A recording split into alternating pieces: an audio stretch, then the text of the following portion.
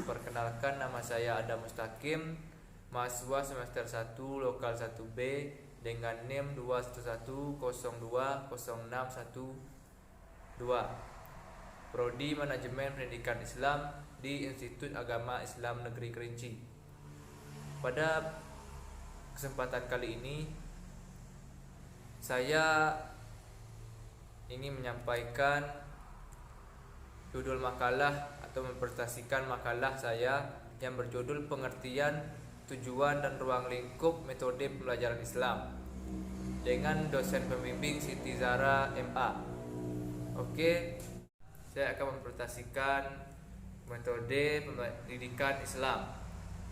Metode dapat diartikan sebagai cara atau langkah yang digunakan dalam menyampaikan suatu gagasan atau pemikiran atau wawasan disusun secara sistematik, secara terencana, serta didasarkan pada teori, konsep, dan juga prinsip tertentu yang didapat dalam berbagai disiplin ilmu yang terkait. Jadi, metode pembelajaran Islam adalah suatu cara yang digunakan untuk mempermudah suatu pendidik untuk mengembangkan ajaran agama, atau bisa juga diartikan sebagai jalan yang dapat ditempuh untuk mempermudah pendidik dalam membentuk prodi muslim yang berkepribadian Islam sesuai dengan ketentuan-ketentuan Al-Quran dan juga hadis.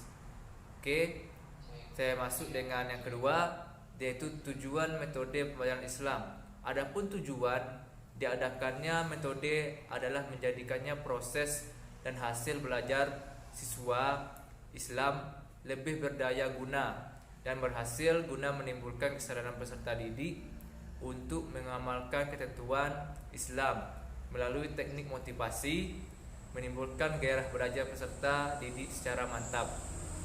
Adapun tujuan utama metode pembelajaran Islam yaitu mengadakan aplikasi prinsip-prinsip dan pada sebagai antar hubungan pendidik yang melalui penyampaian keterangan, pengetahuan agar siswa mengetahui dan memahami metode tersebut.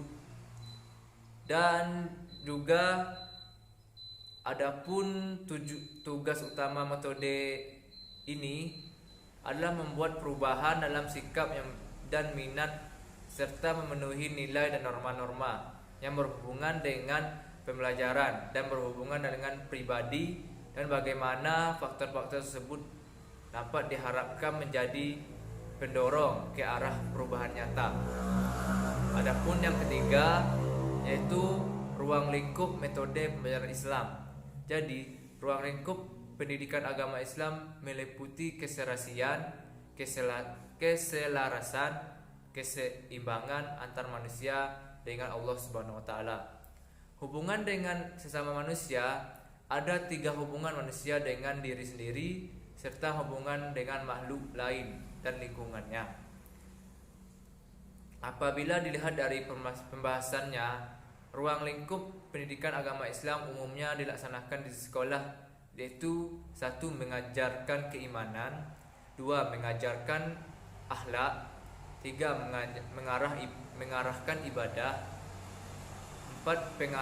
Pengajaran fikih, 5. Pengajaran Al-Quran, 6. Pengajaran sejarah Islam.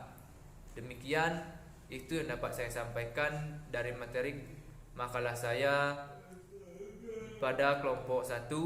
Saya tutup dengan kesimpulan, metode pembelajaran Islam adalah sesuatu yang digunakan untuk mempermudah pendidik untuk mengembangkan ajaran Islam, atau bisa juga disebut atau diartikan sebagai jalan yang dapat ditempuh untuk mempermudah pendidik dalam membentuk pribadi muslim yang berkepribadian dan sesuai ketentuan-ketentuan yang digariskan oleh Al-Quran dan juga hadis.